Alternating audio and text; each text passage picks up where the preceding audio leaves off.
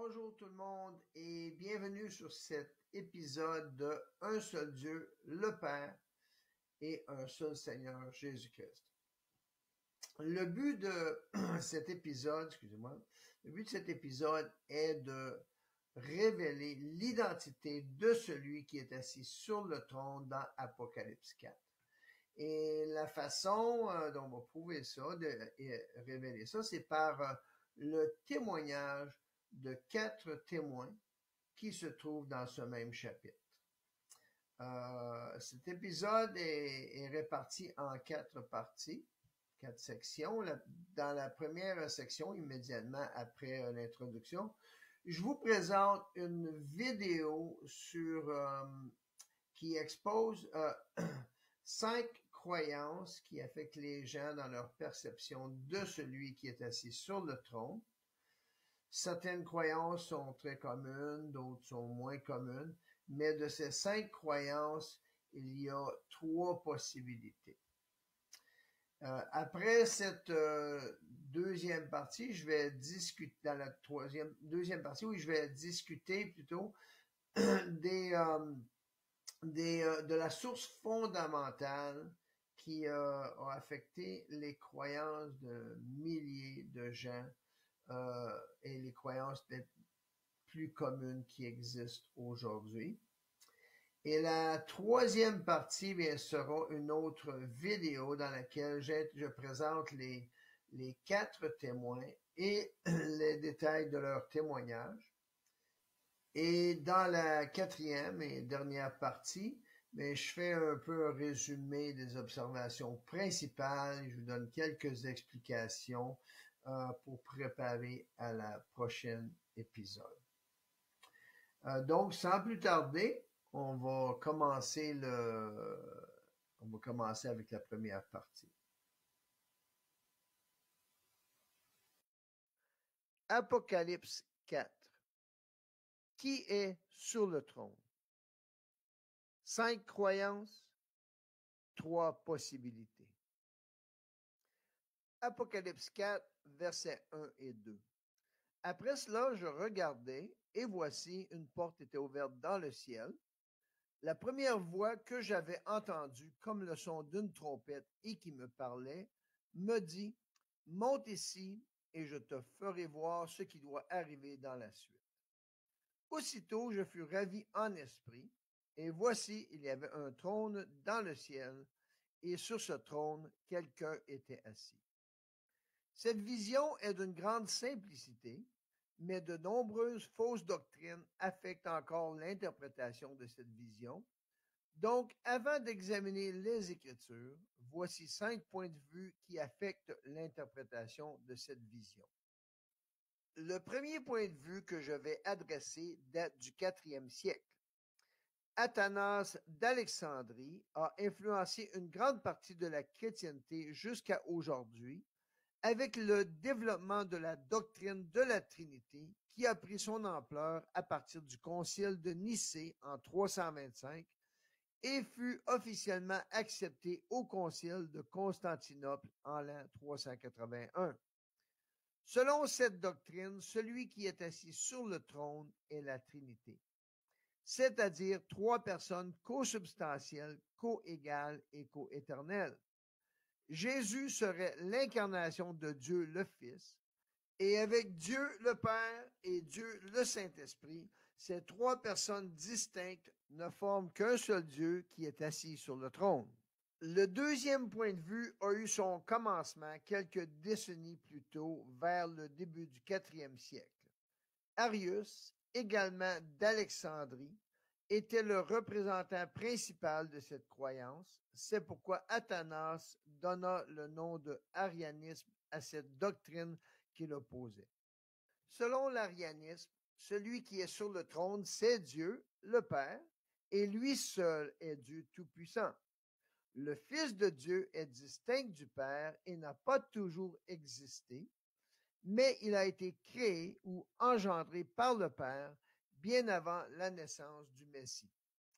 Certains pensent qu'il est l'ange de l'Éternel ou un Dieu inférieur au Dieu Tout-Puissant. Jésus serait donc l'incarnation d'un ange ou d'un dieu. Le troisième point de vue remonte au début du IIIe siècle après que Sabellius de Libye se fut installé à Rome. Il est le fondateur du modalisme, appelé sabellianisme à l'époque, avec l'enseignement que le Dieu unique s'est manifesté en trois modes: Père à la création, Fils à la rédemption et Saint-Esprit dans la régénération. Le Seigneur Jésus-Christ étant l'image visible du Dieu invisible, est celui qui est assis sur le trône. Le modalisme a été combattu en l'an 217 et officiellement déclaré anathème par Denis, évêque de Rome, en 261, mais a repris vie au XXe siècle sous le nom de l'unicité de Dieu. Selon la doctrine de l'unicité, l'incarnation consiste en ce que Dieu, c'est-à-dire le Père, s'est métamorphosé en mode être humain tout en restant Dieu. Donc, Jésus-Christ, le Fils de Dieu, serait son propre Père et il est aussi le Saint-Esprit. C'est ainsi que Jésus est celui qui est assis sur le trône, étant le Père, le Fils et le Saint-Esprit. Les trois points de vue précédents furent développés suite à l'influence qui a infiltré l'Église au IIe siècle. La conversion des hellénistes et des païens entraîna le mélange de la philosophie grecque avec les écrits des apôtres. Paul avait combattu la philosophie dans sa lettre aux Colossiens, mais les apôtres étant décédés, de nouvelles doctrines naquirent et il s'agit de la préexistence de Christ, de l'incarnation et de la double nature de Christ et du Dieu-homme. Toutes des doctrines qui se conforment à la mythologie grecque. Ce sujet sera abordé plus en détail à la fin de la présentation. Le quatrième point de vue remonte au 1er siècle et n'est pas un concept qui a été développé pendant la période post-apostolique. Il s'agit du point de vue que Jésus-Christ lui-même a enseigné. Le nom moderne utilisé pour définir ce point de vue est l'unitarisme biblique, et avec cette compréhension, Dieu, le Créateur, est seul sur le trône. De ce point de vue, Jésus n'a jamais insinué être le Père, mais il déclare dans Jean 17, versets 1 à 3, que le Père est le seul vrai Dieu. D'autre part, tout au long des évangiles, Jésus déclare 82 fois qu'il est le Fils de l'homme, c'est-à-dire un être humain et non pas un Dieu-homme. Conséquemment, le Père est toujours distinct de son Fils et le Saint-Esprit est une force active de la présence de Dieu, selon Actes 1, verset 8. Ainsi, dans Apocalypse 4, celui qui est assis sur le trône, c'est Dieu, le Père de notre Seigneur Jésus-Christ. Et dans Apocalypse 5, verset 9, celui qui paraît comme un agneau immolé devant celui qui est assis sur le trône, c'est le Fils de l'homme, Jésus-Christ. Le cinquième et dernier point de vue est une version récente du 21e siècle qui combine des éléments de toutes ces interprétations. À un certain point, cette croyance prétend qu'il y a fusion de la nature divine et de la nature humaine à l'ascension, et ainsi, le Seigneur Jésus-Christ est celui qui est assis sur le trône, selon que l'exige la croyance unicitaire. C'est pourquoi le nom qui semble adéquat pour cette doctrine est le fusionnisme unicitaire. Ce point de vue commence avec le concept unitariste, où le Père seul est Dieu, mais selon le concept unicitaire, le Père est aussi le Saint-Esprit. Jésus, le Fils de Dieu, est Fils de l'homme, c'est-à-dire strictement humain, qui est un concept unitariste. Il n'est pas l'incarnation du Tout-Puissant, ni d'un ange, ni d'un esprit.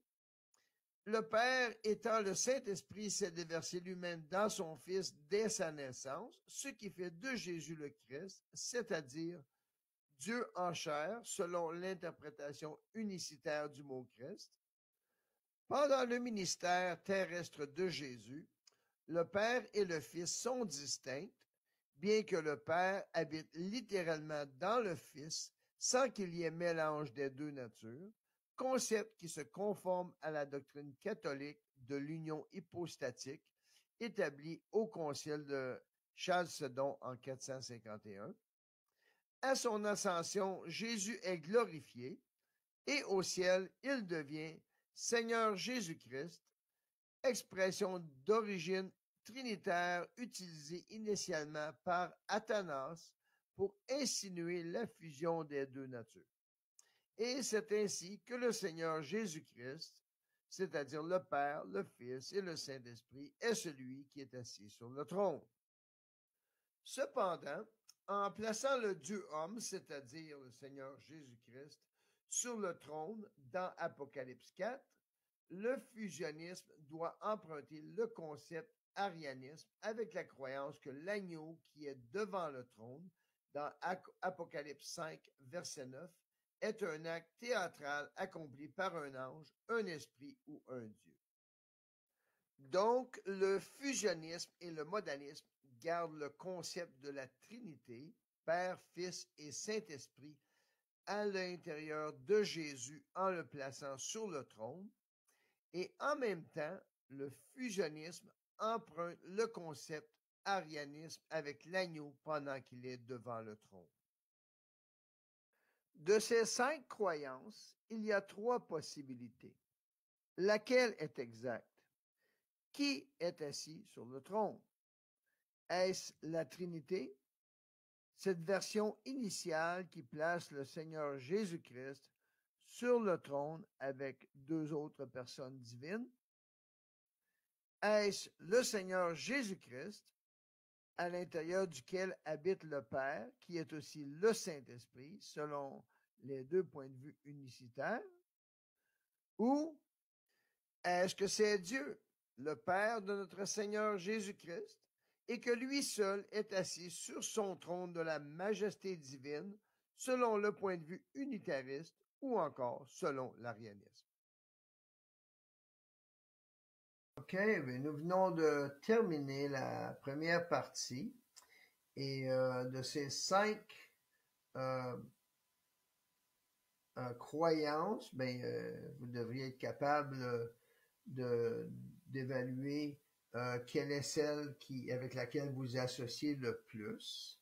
Et peut-être que de vos croyances, il y a certaines variations un peu des croyances élémentaires que j'ai présentées, mais du moins vous devriez être capable d'évaluer si vous avez une vision, un point de vue, plutôt un point de vue trinitaire, un point de vue unicitaire, un point de vue arianiste ou un point de vue unitariste. Et il se peut que peut-être pendant que vous regardiez la vidéo, vous vous sentiez interpellé, un peu mis au défi par les choses que vous entendiez. Et si c'est le cas, bien, c'est un signe que la vidéo fait ce qu'elle est censée faire. Et avant de débuter la troisième partie, je suggérerais de mettre la vidéo en pause et de réfléchir et méditer avec les Écritures et ce que vous avez entendu, ou si vous êtes en groupe, d'en discuter ensemble selon votre connaissance des Écritures et en laissant de côté aussi un peu les dogmes de religion, d'organisation religieuse que vous pouvez avoir entendu. Donc, que votre perception soit fondée sur la parole de Dieu. OK? Je pense qu'on serait d'accord si on dit que parmi les 3 possibilités qui nous sont offertes, il n'y en a seulement qu'une qui peut être la bonne. Et donc, si nous prenons l'exemple de la Trinité, même si cette croyance dit qu'il n'y a qu'un seul Dieu, la Trinité est toujours représentée par 3 personnes ou 3 entités. Vu que l'Écriture dit que quelqu'un est assis sur le trône et quelqu'un au singulier, je pense qu'on confiance qu'on peut éliminer cette possibilité qui sont trois personnes assises sur le trône, trois entités qui forment un seul Dieu. Okay? Il y a une autre chose qui se produit avec ce qui est présenté dans cette vidéo, c'est que la perception qu'une personne a de qui est assis sur le trône révèle la véritable croyance de cette personne. Si une personne croit que c'est Dieu, le Père de Jésus-Christ, qui est sur le trône, ben cette personne-là est soit arianiste ou unitariste. Mais si une personne croit que c'est le Seigneur Jésus-Christ qui est sur le trône, mais peu importe ce que cette personne pense croire, elle est sous l'influence de la doctrine unicitaire. Parce qu'en mettant le Fils de l'homme sur le trône de Dieu, mais le fait de Dieu, ça fait du Fils de l'homme qu'il est Dieu. Et c'est l'objet de la doctrine unicitaire. Okay? Donc, j'ai éliminé la possibilité de la Trinité. Il nous reste deux options, soit que c'est Dieu, le Père de Jésus-Christ, qui est sur le trône, ou que c'est le Seigneur Jésus-Christ. Et à ce point-ci, mais si vous décidez de mettre la vidéo en pause, je pense que ce serait une bonne place. Et aussitôt que vous êtes prêt, mais recommencez la vidéo pour voir la réponse unanime des 4 témoins qui se trouvent dans le chapitre 4 de l'Apocalypse. Apocalypse 4. Qui est sur le trône? 4 témoins. Les 4 témoins du chapitre 4 attestent unanimement l'identité de celui qui est assis sur ce trône. Le premier témoin est l'apôtre Jean. Malgré sa brève description de celui qui est assis sur le trône, son témoignage est très fort. Voici ce qu'il a écrit. Apocalypse 4, verset 3.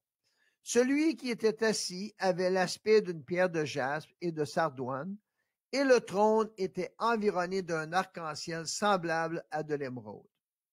Examinons donc si la description donnée par Jean peut représenter le Seigneur Jésus-Christ. Le jaspe et la sardoine, aussi connus sous le nom de sardonyx, sont tous les deux des pierres en microcristallin, semblables à du quartz, et elles ont un éclat brillant et vitreux. Les couleurs du jaspe et de la sardoine varient du jaune au rouge, en passant par orange, beige et marron. Donc, l'aspect brillant de ces pierres reflète les couleurs émises par des flammes de feu. Dans Apocalypse chapitre 1, le verset 13, Jean avait vu au milieu des 7 chandeliers quelqu'un qui ressemblait à un fils d'homme, vêtu d'une longue robe et ayant une ceinture d'or sur la poitrine. Nous savons qu'il s'agit ici du Seigneur Jésus-Christ glorifié, car au verset 18, il s'identifie comme celui qui était mort et qui maintenant est vivant au siècle des siècles. Son apparence n'a pas l'aspect d'une pierre de jaspe et de sardoine, et il n'est pas environné d'un arc-en-ciel, sinon Jean aurait mentionné ce symbole important. Cependant, environ 700 ans plus tôt, le prophète Ézéchiel avait vu cet arc-en-ciel autour de l'Éternel Dieu, alors qu'il était assis sur son trône. Nous avons donc une interprétation complète des versets 2 et 3 d'Apocalypse 4 au verset 26 à 28 du chapitre 1 d'Ézéchiel. Le verset 26, sur cette forme de trône apparaissait comme une figure d'homme. Jean avait simplement écrit, sur ce trône, quelqu'un était assis. Au verset 27, Ézéchiel décrit l'Éternel Dieu sur son trône. Je vis encore comme de l'air impoli, comme du feu, depuis la forme de ses reins jusqu'en haut et depuis la forme de ses reins jusqu'en bas, je vis comme du feu. L'air impoli comme du feu reflète les mêmes couleurs que l'aspect de jaspe et de sardoine dans Apocalypse 4 et verset 3. Les deux visions correspondent avec plusieurs versets où il est écrit notre Dieu est aussi un feu dévorant. Avant d'aller à la description de l'arc-en-ciel, Ézéchiel a mentionné une figure d'homme sur le trône, alors qu'en parlant de Jésus dans Apocalypse 1, Jean mentionne un fils d'homme. La différence entre les deux est qu'une figure d'homme ressemble à un être humain, mais peut avoir une taille bien plus grande qu'un être humain, tandis qu'un fils d'homme a forcément la taille d'un être humain.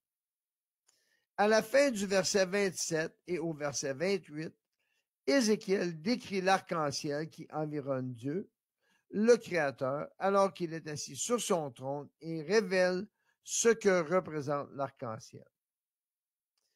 L'Éternel était donc environné d'une lumière éclatante, tel l'aspect de l'arc qui est dans la nue en un jour de pluie. C'était une image de la gloire de l'Éternel. La vision d'Ézéchiel démontre donc que celui qui est assis sur le trône, selon le témoignage de Jean, c'est Dieu, le Créateur, et rien de ce qu'il décrit ne suggère qu'il pourrait s'agir du Seigneur Jésus-Christ. Passons maintenant au deuxième témoin d'Apocalypse 4. Il s'agit du trône même, lequel rend un témoignage visible et audible. Apocalypse 4, le verset 5.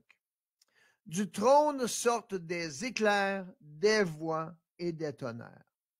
Ce témoignage est très puissant car il démontre que celui qui est assis sur le trône et dont la voix est comme le son d'une trompette est le même qui parlait du haut de la montagne de Sinaï par des tonnerres, des éclairs, des voix et plus encore. Exode 19, versets 16 à 19 correspond avec le témoignage du trône. Mais je vais seulement lire une partie des versets 16 et 19. Le troisième jour, au matin, il y eut des tonnerres, des éclairs et une épaisse nuée sur la montagne. Le son de la trompette retentit fortement. Moïse parlait et Dieu lui répondait à haute voix. Ce passage démontre que les activités venant du trône dans Apocalypse 4, verset 5, révèlent que celui qui est assis sur le trône, c'est Dieu, et encore une fois, rien ne suggère qu'il pourrait s'agir du Seigneur Jésus-Christ. Maintenant, le troisième témoignage se trouve dans l'adoration rendue par les quatre êtres vivants à celui qui est assis sur le trône. Apocalypse 4, versets 8 et 9. Les quatre êtres vivants ont chacun 6 ailes et ils sont remplis de Dieu tout autour et au-dedans. Ils ne cessent de dire jour et nuit, Saint, Saint, Saint est le Seigneur Dieu, le Tout-Puissant, qui était, qui est et qui vient. Nous voyons dans ce contexte que les êtres vivants rendent gloire et honneur et action de grâce à celui qui est assis sur le trône, à celui qui vit au siècle des siècles, non pas parce qu'il est le Seigneur Jésus-Christ, mais parce qu'il est le Seigneur Dieu, le Tout-Puissant, celui qui vit au siècle des siècles. Jésus n'est pas le Tout-Puissant car il confesse dans Jean 17, verset 2, que son Père, le seul vrai Dieu, lui a donné pouvoir sur toute chair. Jésus a donc reçu ce pouvoir d'un plus puissant que lui, évidemment, de celui qui est le Tout-Puissant. En plus, le Tout-Puissant vit au siècle des siècles, c'est-à-dire de toute éternité, tandis que Jésus était premièrement mort et ce n'est que depuis sa résurrection qu'il est vivant au siècle des siècles. Donc, selon les quatre êtres vivants, celui qui est assis sur le trône, c'est Dieu, le Tout-Puissant, qui était, qui est et qui vient, celui qui vit au siècle des siècles. Et rien ne suggère qu'il pourrait s'agir du Seigneur Jésus-Christ. Le quatrième et dernier témoignage se trouve au verset 10 et 11 du chapitre 4 alors que les 24 vieillards se prosternent devant celui qui est assis sur le trône, et ils adorent celui qui vit au siècle des siècles, et ils jettent leur couronne devant le trône en disant: Tu es digne, notre Seigneur et notre Dieu, de recevoir la gloire et l'honneur et la puissance, car tu as créé toutes choses, et c'est par ta volonté qu'elles existent et qu'elles ont été créées. Donc, selon leur témoignage, celui qui est assis sur le trône est le créateur de tout ce qui existe. Jésus ne s'est pas attribué d'être le créateur, mais il précise que le créateur est un autre que lui-même en disant dans Matthieu 19, verset 4, « N'avez-vous pas lu que le créateur au commencement fit l'homme et la femme? » De plus, Jésus a clairement indiqué dans Apocalypse 3, le verset 14, qu'il n'était pas le créateur en disant: « Ces choses disent l'Amen, le témoin fidèle et véritable, le commencement de la création de Dieu. » En conclusion du chapitre 4, il n'y a aucune mention du Seigneur Jésus-Christ, ni de l'agneau dans ce chapitre. Aucun symbole ne suggère que ce soit le Seigneur Jésus-Christ qui est assis sur ce trône. Au contraire, ces 4 témoignages prouvent tous l'un après l'autre que c'est Dieu, le Père de notre Seigneur Jésus-Christ, le Tout-Puissant, qui était, qui est et qui vient, le Créateur de l'univers, qui est assis sur le trône de sa majesté divine dans les cieux. OK, donc avec autant de preuves, quelqu'un pourrait se demander comment est-ce possible que des milliers de chrétiens, incluant des pasteurs, des prophètes, des apôtres, des évangélistes, des enseignants, que ces gens-là, que les gens ne voient pas ce qui est écrit, quand c'est quand même très clair. Et comment peut-on, quelqu'un peut-il insinuer que ce soit le Seigneur Jésus-Christ qui est assis sur le trône? Et c'est même pas une question de spéculation, hein, puisqu'il n'y a pas aucun signe, aucun symbole qui suggère que ce soit le Seigneur Jésus-Christ qui est assis sur le trône. Donc, la réponse à ça, c'est que les gens sont sous une influence de doctrines qui datent depuis des centaines d'années.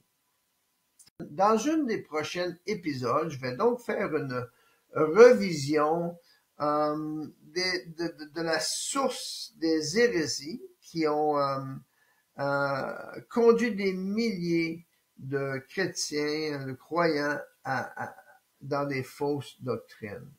Okay? Et vous vous posez peut-être la question, pourquoi est-ce que ça c'est important? Ben c'est que si il y a une erreur de perception des entités dans le livre de l'Apocalypse, que ce soit Mystère Babylone, la grande ville, que ce soit la femme du chapitre 12 de l'Apocalypse, que ce soit celui qui est assis sur le trône, à quelque part, immanquablement, ça va produire de l'erreur dans l'eschatologie. C'est donc la raison pourquoi ça, c'est d'une très grande importance à cause des temps dans lesquels nous sommes. Espérant que les informations de cette vidéo vous seront utiles et que vous allez quand même joindre et regarder les prochaines vidéos. Et que le Seigneur Jésus-Christ et Dieu, son Père, vous bénisse et espérant vous voir bientôt.